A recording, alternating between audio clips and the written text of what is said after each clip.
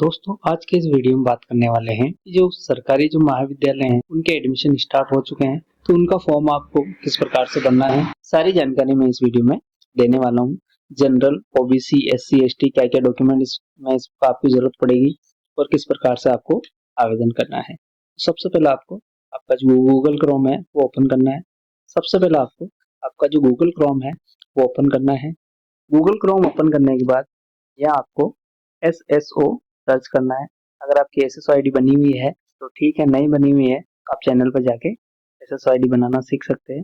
उसके बाद आपको यहाँ से लॉगिन करना है। स्क्रॉल करके आपको नीचे आना है। SSO आईडी लॉगिन पे क्लिक करेंगे। जैसे आप स्क्रॉल करेंगे नीचे इस प्रकार से आपके सामने इंटरफेस आएगा। तो यहाँ आपको ऊपर SSO आईडी डालनी है, नीचे पासवर्ड फिल करके कोड यहाँ डालना है। उसके बाद आपको यहाँ जैसे ही आप SSO आईडी को ओपन करेंगे तो कुछ इस प्रकार से आपके सामने इंटरफेस खुल के सामने आएगा।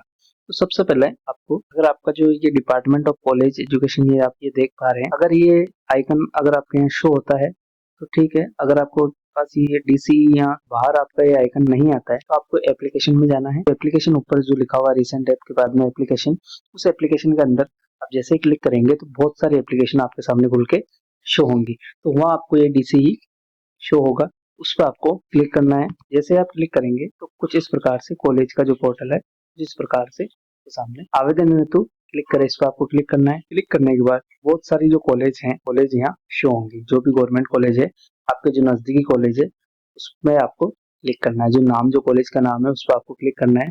जो भी आपकी नजदीकी कॉलेज हो आप ले सकते हो। मैं सम्राट पृथ्वीराज चौहान गवर्नमेंट इस पर क्लिक करता हूँ। क्लिक करने के बाद कुछ इस प्रकार से आपके सामने पेज खुल के शो होगा। यहाँ आपको निवासी है, राजस्थान के निवासी है तो आपको यस करना है, अन्यथा आपको नो करके आगे बढ़ना है। राजस्थान के मूल निवासी यस करेंगे। यस करने के बाद आपके जन आधार आईडी, जैसे जन आधार आईडी डालेंगे गेट डिटेल पर आपको क्लिक करना है। गेट डिटेल पर क्लिक करने के बाद जन आधार में जो मेंबर जुड़े हुए हैं सारे की लिस्ट आपके सामने खुल के शो होंगी। जो भी आपका नाम है उस पर आपको क्लिक करना है। जैसे आप क्लिक करेंगे कुछ इस प्रकार से पेज आपके सामने खुल के शो होगा। तो एक तो RBSC बोर्ड 23, 24 और 25। अगर आपने 2023, 24, 25 में RBSC बोर्ड से अगर 12th करी है तो उस पर क्लिक करना है। अगर आपके CBSE बोर्ड है, CBSE है, CBSE बोर्ड करेंगे।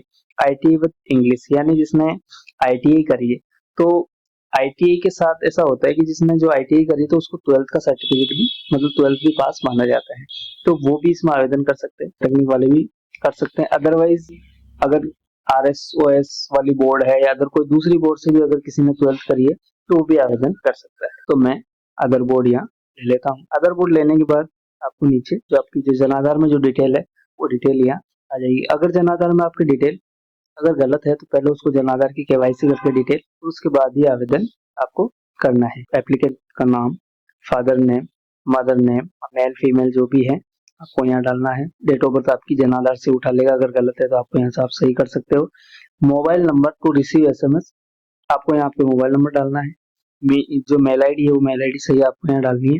Do you have voter ID, अगर आपको वोटर आईडी है तो आपको यस करके वोटर आईडी का नंबर आपको डालना है। अपार आईडी इशू बाय स्कूल, अपार आईडी अगर हो तो डालें, अगर नहीं हो तो कोई इसमें आवश्यकता नहीं है।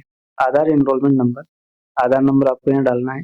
आधार नंबर नहीं है तो एनरोलमेंट आईडी भी आप यहाँ फिल कर सकते हो। उसके बाद में कैटेगरी SC, OBC, जनरल जो भी है वो आप यहाँ फिल करना है। आपको कास्ट का जो आपका जो कास्ट है वो कास्ट का नाम आपको यहाँ फिल करना है। आर यू डिबल्ड, अगर विकलांग है तो यस करें, नहीं तो आपको नो करना है। BPL में है तो आपको यस करना है, नहीं तो आपको नो करना है। कैटेगरी जो कैटेगरी आपको आप देख पा रहे हैं ये कैटेगरी आराम से पढ़ के आपको yes no yes no. Nationality अगर इंडियन हो तो आपको यहाँ इंडिया पे आपको क्लिक करना है। क्लिक करने के बाद वन ऑफ रेजिडेंट जो आपका एड्रेस है वो एड्रेस आपको यहाँ फिल अच्छे से फिल करना है। जो आधार कार्ड में जो एड्रेस है वो आपको यहाँ डालना है। इसके बाद एड्रेस डालने के बाद आप जैसे ही कॉपी करेंगे ये परमानेंट एड्रेस दोनों सेम हो जाएंगे।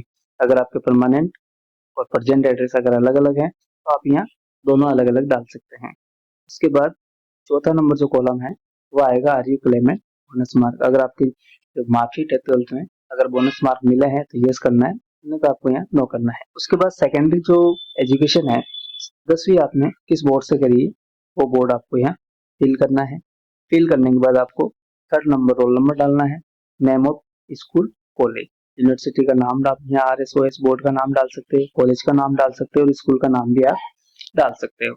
पासिंग ईयर आपको यहाँ डालनी है कि आपने कब पास करी थी। टोटल मार्क्स आपको यहाँ डालने हैं। ऑब्टेन मार्क्स, टोटल मार्क्स में आपके कितने मार्क्स आए उसके बाद परसेंटेज यहाँ आ जाएंगे और रिजल्ट आपका यहाँ पास आपको यहाँ करना है। जैसे ही सेकेंडरी का है वैसे ही सीनियर सेकेंडरी का डिटेल आपको फिल करनी है।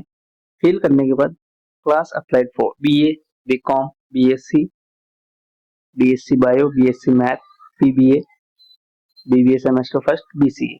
Parent address, guardian address, same address आपको यहाँ ऊपर में डाला, सेम एड्रेस यहाँ डाल सकते हैं। गार्जियन के मोबाइल नंबर डालने हैं। एनुअल इनकम यहाँ आपको फिल करनी है, जो भी इनकम है। उसके बाद आपको nominee insurance policy father mother, father पे आपको यहाँ क्लिक करना है। अगर टैक्स पेयर है तो आपको पे क्लिक नहीं करना है, और टैक्स पेयर नहीं है तो आपको नॉन टैक्स पेयर पे क्लिक करना है। उसके बाद में जो 7.9 वाला जो कॉलम आप देख पा रहे हैं, उसमें NCC, NSS, रोविंग, वुमेन, अगर आपको NCC करनी है तो आपको इस पर क्लिक करना है।